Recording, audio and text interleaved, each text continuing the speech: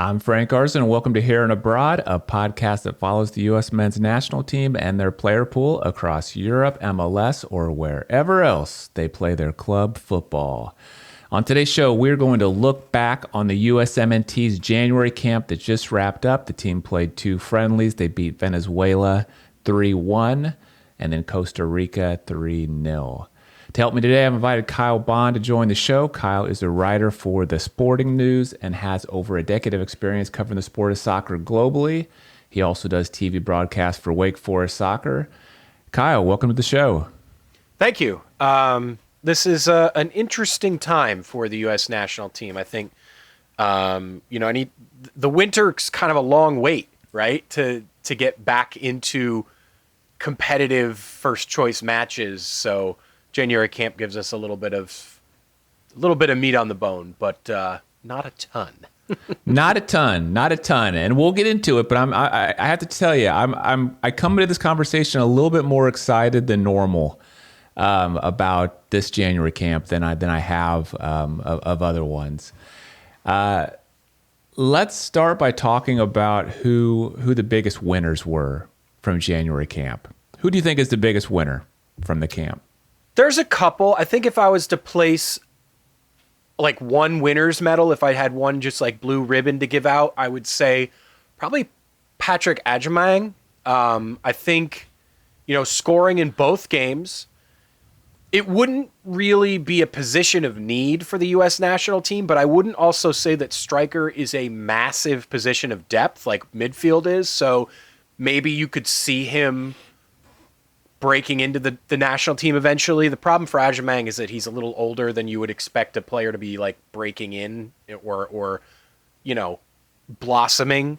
So his time is a little shorter and the margins are thinner. But I would say he's probably the number one winner for me. I think he was very impressive, first in a start and then off the bench. I think what's funny about Agyemang is that I think he kind of did what Greg Berhalter wanted Fuller and Balogun to be. Berhalter constantly talked about how Fuller and Balogun's like one of the best players at running between the lines and line breaking he's ever seen in the world. And he's not wrong. Balogun displayed that a lot. Berhalter's thing was we stink at finding him. We have to find Balogun, right? Agyemang kind of did what they wanted Balogun to do, which was run between the lines and receive passes that broke the defensive line. And that's positive. Now, Berhalter's gone and Pochettino's here, but Pochettino's a better manager, so maybe you would expect him to be able to produce what Berhalter couldn't, which was finding players running in between the lines. So in that sense, Agyemang might be a good fit for this Pochettino system. It's going to be really hard for him to break through. I think we'll talk about this a little bit more, but it's mostly true for Agyemang, but it pervades through the whole camp that none of these players are going to find their way in immediately from January camp. January camp just isn't that anymore. You're not going to be able to have a good January and break your way into the first choice roster as a depth piece. January camp is now one step in the process of breaking in. And I think Agyemang passed that step, and now he has to have another good MLS season. He's got one good MLS season under his belt. He passed the January camp test. Now he's got to have another. If he has another good MLS season, I could see him now being an option. It's just really hard to break into the first choice team now as an MLS player. And so he had a good camp, but he's got to show more. But I think he would be my biggest winner. Yeah, that's who I had written down as my biggest winner as well. I mean, if you look at the 2 goals that he scored, 2 impressive goals that were each a little bit different. The first one, he gets the ball, is in a one-on-one position, just kind of manhandles that guy, gets a goal in. And then the second one, he's a little bit out wide, gets the ball at full sprint. When he shoots the ball, I don't think there's any shot that it's going in. I mean, the angle was too tough. But he gets it in there with power without a dead goalkeeper has no chance. So it was 2 different impressive goals And then just the size of this guy, man. I think the thing that I remember even more than the goals is after the first game against Venezuela when he came on the I don't know if you watched the broadcast. He came on and stood next to the four people on the broadcast, and I'm like, he looked like a giant standing amongst like kids. You know, I mean, this guy just looks like a physical specimen. So, yeah, he had a really amazing camp. Yeah, there were a couple others too. I think game one, you look at Jack McGlynn, and you say obviously he had a great goal too, but I think he was just strong in midfield. Problem for McGlynn is that midfield is the position of depth for the U.S. national team. So again, like Ajamang, he's got to keep developing. He's got to keep proving that he could be a depth piece. That's going to be hard to do in MLS. Maybe he's got to move abroad. But I think McGlynn could do a job in the championship right now. I think he could establish himself in the championship. But, you know, he's got to keep performing. I think the player who, I cannot believe I'm saying this, but I think the player who maybe put himself in the best position to be an option for the U.S. national team in the shortest term is Zach Steffen. I mean, it didn't take much. Like, there wasn't a ton for him to do against Costa Rica, but he made two utterly outlandish saves. And goalkeeper is the position of need for the U.S. national team. The problem is, you look at his club performances and you wonder why he was even called in the first place. Like, Chris Brady would have been maybe a better option to get some time, but Pochettino gave Steffen the start, and like, fair play, man. He looked awesome. He was good in possession.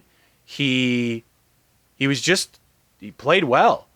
But one good performance does not make a goalkeeper, and he's got to do it at the club level too. But I could see him getting more chances to challenge Matt Turner only because of the horrible goalkeeper depth right now. I think that's a player who also had a bit of a win. But there aren't many other guys who you could see, you know, winning time in the short term. I guess Diego Luna was another player who did well. Again, midfield depth, it makes it tough, but you have to wonder, why the heck wasn't he on the Olympic roster? I mean, what on earth were they thinking? He needed 45 minutes, most of which with a busted face, to make an impact. Yeah. Yeah, I mean, anytime the coach goes on a post-match interview talking about, you know, how big your balls are, I mean, I think you've put yourself in a good position, you know. Pochettino's fun, man, isn't he? Dude, that was hilarious. He's fun. I was laughing my ass off out loud, you know, watching that. He is fun. He is fun. He brings such a good energy. Yeah, he does. Even in the post-game presser, I was going to ask him about Zach Steffen. And then, like, the three people who got called on before me all asked about Zach Steffen or the goalkeeper position. So I came on and I was like, well, crap. And that position's hard, where you've got a question ready and then somebody takes it or multiple people take it, and now you have to come up with something quick. So I was kind of like verbally delaying, and I was like, oh, well, I was going to ask about the goalkeeper, but you probably don't want another question about that. He was like, no, please ask me about something else. So it's just like he's easy to converse with, right? Mm-hmm. Like, he's easy to talk to. And and he's a good coach. Credit to him. I went on SiriusXM before the two matches, and I was like worried that they could win these games because the talent on the roster is low. And, you know, you look at the other two rosters and they're not great. Like, they're also trialing players and messing around. But you've got some well-coached teams. There are a couple of veterans there. Like, these are good wins, and he's a good coach and easy to talk to. It's a lot of fun. It is fun. Yeah, and I fully agree with you around Zach Steffen as well. I think he, with this performance, locked up his roster spot for March. I mean, I'm not saying starting, but I mean, there's a lot of, it's wide open goalkeeping positions, and there's not a lot of guys behind Matt Turner that like have a firm grasp on it. And I just think that, Yeah, he didn't have the best stats in MLS around shot stopping, but then to make those two incredible saves, last night, I think he put himself in a great position to get called in again in March. I'm not saying start, but I'm just saying one of the three goalkeepers, called in. Okay, so that's some of the winners. What about the losers from January camp? Is there somebody that stands out to you as the biggest loser from the camp? I don't think there's a ton. I'm going to go kind of left field here, but I would say Jalen Neal. And I think it's just such a bummer that he wasn't around, because I think he would have gotten minutes, and I think it would have been a real moment for a young up-and-coming player who had a decent MLS season, if it weren't for a bunch of injuries, and a promising player to break in at a position of need. The guys who were starting at center back for the U.S. in these two games, Tim Ream, Miles Robinson, Walker Zimmerman, they got to find something new. They got to get something younger, fresher, better in at center back. January camp is not the time where January camp is nowadays to be playing guys like that at center back. But there really wasn't anybody else. And they needed some veteran presence on the field. I get it. You can't just start 11 newcomers. But, I mean, you're playing Miles Robinson at right back. Figure it out. This is not helpful. And the fact that Jalen Neal, I guess they said he picked up a minor injury, but it sounds like they just wanted him to get to his new club early to be able to get in. And I get it, right? That there's value in that. There might be more value long-term in Jalen Neal getting to his club early because of the way that his season last year went with the Galaxy, injuries, that he just never really broke in. He's a good player, and he needs a spark. And this January could have been that spark. And it's so reminiscent to me of last year with Jackson Reagan. Jackson Reagan was a player that I thought really could, I wrote before the camp, I was like, this is a player who could have a real good watershed moment in camp. Center back was still a position of need then. He was coming off a really good MLS season. He got injured and had to leave early and didn't get a chance to play, and then had a really good MLS season last year and still hasn't made it back. I thought he might get called into this January camp. I'm surprised he didn't. But that was his chance, and he missed it. And it's not really anything he did, right? Injuries happen, but it's still a missed opportunity. And I think this was a missed opportunity for Jalen Neal. Yeah. Yeah, this was a tough one as I was thinking about it. There was really nobody in camp that fell on their face. There was nobody that made a big error. There was nobody that stood out as looking out of place.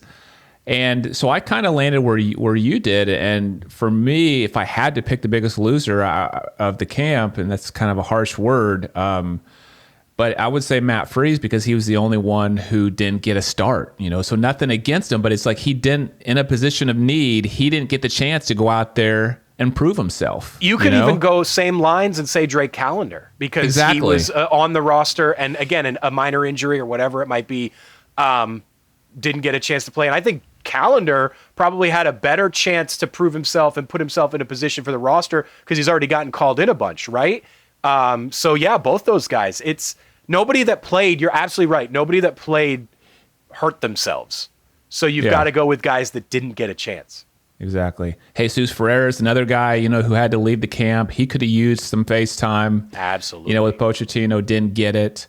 Tolkien left camp, but I mean, that was because of a transfer to Europe. So, no knock on him. But and it's a positive step, right? That transfer is a positive. So you still gained something out of the January, even though you weren't in camp. That's not an issue for me. Yeah. Well, let me ask you just about a few other guys we haven't touched on. I'd like to get your opinion on how you think they performed. The first one's Matko Miljevic. I feel like we have to talk. He played such a prominent role in this camp with the missed penalty, the argument about the penalty with Jack McGlynn. I mean, overall, how would you rate his performance in the camp? I was really disappointed with that moment. I think it overshadows a lot of the other stuff that he did, which was positive. But you can't be doing that in a January camp. Nobody knows who you are. You've already got the issue where he left his club. Was it CF Montreal? I forget. Yes. Yeah, where he had that falling out. I mean, you just can't have moments like that where clearly it wasn't a problem, because then he came off the bench in the second. He didn't get yanked right away in the first game. He ended up being involved in scoring chances later in the game, and then he did come off the bench in the second game. So, like, clearly Pochettino didn't just sit him down and say, that's it, which that would infuriate me as a manager. If I lay out, here's our penalty taker, this is the order, like, this is the pecking order, and then you go and defy that on the field, like, that would infuriate me as a manager. There are things, as if I were a coach in sports, like false starts in football would just set me through the roof. Things like that where they're easily avoidable and cause problems on camera. You can't be having that. And I don't, like, none of us know what the actual situation was, but it certainly appeared that Jack McGlynn would have been the penalty taker. That overshadowed a lot of the good stuff that he did for me, and it was troubling. Yeah. I mean, Pochettino did say there was no designated, penalty taker. Who knows if he's trying to cover, for him or not. That's the likely scenario. I agree with you. Yeah, it's just kind of a jerk move. I think normally coaches like when a player wants to take a penalty, but yeah, when you're kind of the outsider, your first camp, first 2 minutes, and you're going to grab the ball. I mean, I do think it's kind of, and then to, like, that was like one of the saddest penalties I remember seeing in a long time. I mean, it literally looked like, I don't know what, if he was just trying to, like, if he thought the goalkeeper was going to go the other way and dink it in, but it's just like, it was the easiest penalty you'll ever see to stop. I mean, it was terrible. That would be a penalty that you would expect to see in, like, rec league, where you're not good enough to smash it, right? Or, like, place the ball well. So you're like, I'm just going to kick it to one side and hope that the goalkeeper guesses wrong. Yeah. But other than that, I thought there was a lot of good moments for him. He has a good engine. He was all over the place. He's super intense on the field. But yeah, that was a bad moment around the penalty. Another guy I want to ask you about, Brian Gutierrez. What'd you think about him? Yeah, I think he was fine. I'll be honest. It's hard to evaluate some of the guys when everyone plays base level well, because if you don't stand out, you kind of get lost in the pack. So I think Gutierrez got lost a little bit, especially in the second game, where I don't remember anything, like, poor that he did or problematic. But you just didn't see his name crop up, so he sort of gets lost in the shuffle. And so that's, I mean, it's hard to watch all, 24 guys or whatever, and I'll admit that I didn't come away noticing that he did anything really notable. Yeah. I liked him on the ball. I thought he was trying to make things happen, thought he was showing some courage. At the end of the day, didn't get any results, from it, but he was a guy I enjoyed watching.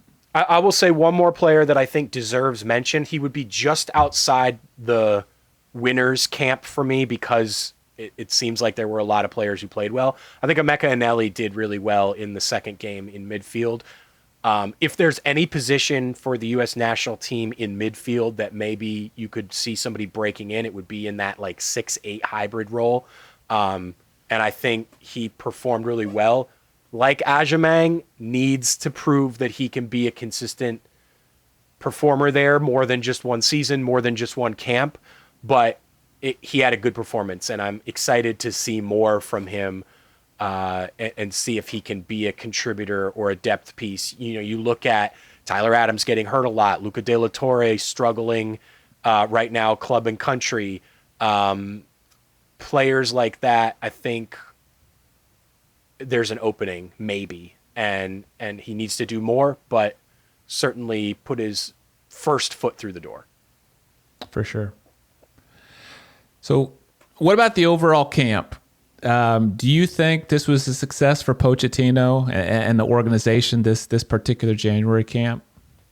I think to answer that question, you need to define what success is for January camp. And I think that the reason I say that is because it's changed a lot.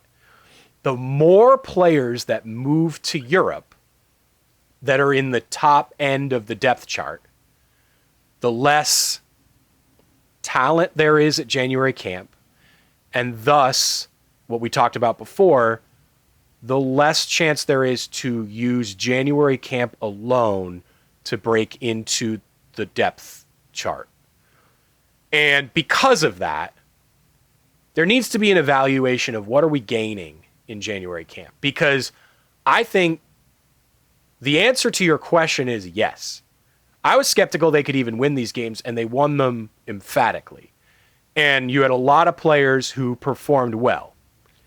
But then you look at, okay, you have all these players that perform well. What have they really gained long term? Patrick Agyemang, not a lot. He's still got a ways to go to even be an option.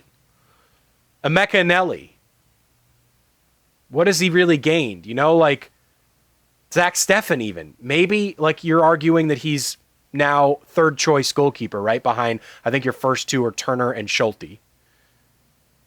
He's just like put himself back in the conversation. That's nice. But what has he really gained? I mean, I think I don't have the answer to this is the problem, but I think it would be valuable for US Soccer to sit down and go, how can we make January camp have a higher ceiling of success, right? When you come away and you go, wow, January camp was really successful. What does that look like? I don't have the answer, but I think they need to be open to getting creative, whether that be holding a camp in Europe where guys playing in Europe can attend for a week. You don't have a match. You just have like, hey, you're not playing for your club, come get released for a week and play in a camp and like train with us for a week. Whether it be youth only, whether, I don't know. I'm just like throwing ideas out there, and maybe these are terrible ideas. But the point is, let's sit down and reimagine January camp to where we get more out of it in a success. The answer to your question is yes. This January camp, as it is currently structured, was a success. The problem that I have is that's not much still. And when you come away going, that was a success, but I really haven't gained anything, you need to reimagine what January camp is, because it seems like the ceiling for success and the ceiling for profit is low. Yeah. I think it was a success as well. I mean, I think, who knows, maybe Pochettino brings one of these guys into March, one or two of them. He rewards them for the performance to kind of give an incentive for like, you know, January camps of the future, just to show his appreciation. And I'm not talking about, you know, the Tim Ream, Miles Robinson, the Zach Steffens of the world. I'm saying like a Patrick Agyemang, you know, or somebody like that. But what I thought was successful was when I look back to the previous January camp. I think they played Slovenia, if I remember correctly. I remember that game looked like a mess. It was hard to watch. The only positive I remember was when Esmir Bayraktarovic came in the match, and he like was a spark at the end of the game. He was like awesome. This didn't look like a bunch of guys thrown together at the last minute. I couldn't believe how fluid and together they played. I mean, it didn't look like guys thrown together. And so that's a great credit to Pochettino, I think, and his staff, is he had them ready to play. Yeah, I was going to say there's a reason for that, Frank. Yeah. It's because the coach is really good. I mean, I think, not that I needed any like more information to tell me what a step up, you know, Pochettino was from someone like a Berhalter, but this is a clear example of what he can do in a short time, you know, with players. I mean, it looked a lot different. I also want to say, you know, while we're talking about Pochettino and like how much fun he is and stuff, I think now I have no actual like first-hand or second-hand word on this, but he looks like he's having fun. and he looks relaxed, and he looks happy. And that's huge because we all have seen Pochettino, right? Like at Tottenham and at PSG, and he looked stressed. Club management is stressful. You are under pressure to win every game. You cannot dip your performance. You're having training every day. You're dealing with, big personalities. They all want to play. They're all upset when they don't play. It looks like he's happy. And he's a great coach, and it looks like the U.S. have themselves a great coach. But B, if they want to keep him after the World Cup, which will be a big ask, right? He's going to have a lot of clubs calling. He's going to be a hot name for a lot of big jobs, regardless of how they perform, but especially if they do well. If they want to keep him being happy and relaxed and enjoying this is really important. And obviously winning helps. But if you get a guy, have to sit there for a month training with a bunch of no-name guys who you really don't think are going to be that helpful to your, first choice squad moving forward, and you come away looking that happy and relaxed and like excited to talk about these players, I think that's a good sign. And I think the US did really well because keeping him long term is going to be tough, but boy, he could benefit this organization if he sticks around for a while. Yeah. Yeah, it has been good energy since he arrives. Every time you hear him talk in a press conference, interview, or whatever, I mean, he is transmitting good, positive energy and does look like he's having fun. Okay, last thing I want to ask you about is looking ahead. It's going to be March 20th until this team plays again. That'll be in the Nations League semifinals against Panama. So we have a couple of months between now and then. What are you going to be keeping your eye on over these next couple months regarding the player pool? Health.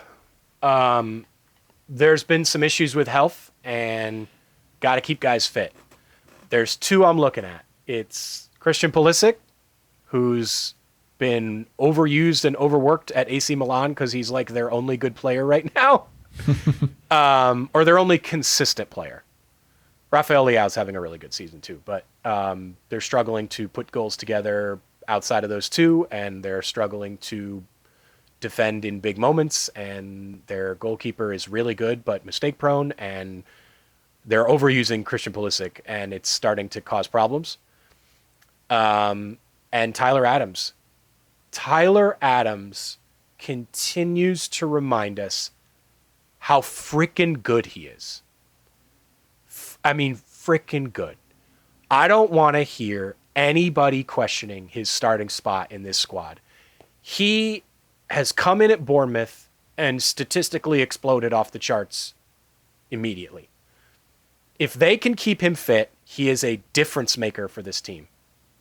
And if those two guys can remain healthy the rest of the year, that's huge. So heading into March, I want to see those guys stay fit. Other than that, I want to see form. I'm looking at Weston McKennie. Keep your place. Juventus is the most boring team to watch in Europe right now. They are brutal.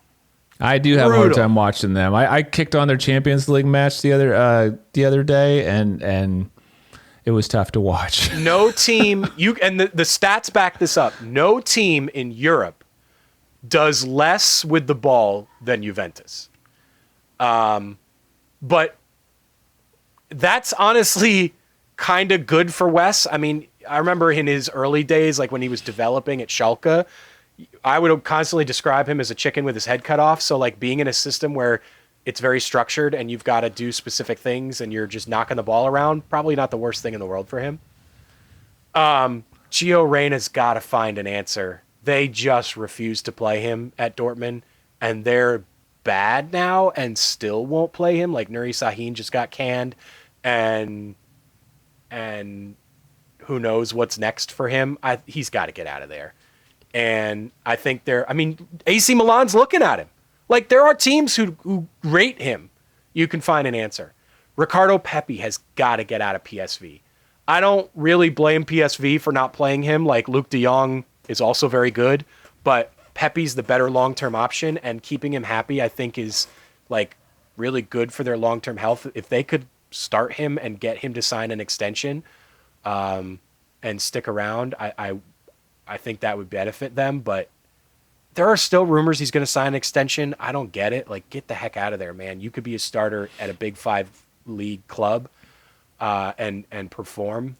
But I want to see Josh Sargent get in a run. I want to see, hopefully, Balogun when he gets back from injury. Like, I want to see Malik Tillman keep banging in goals. Yunus Musa's getting time, but on the wing, which is annoying. But he's playing okay.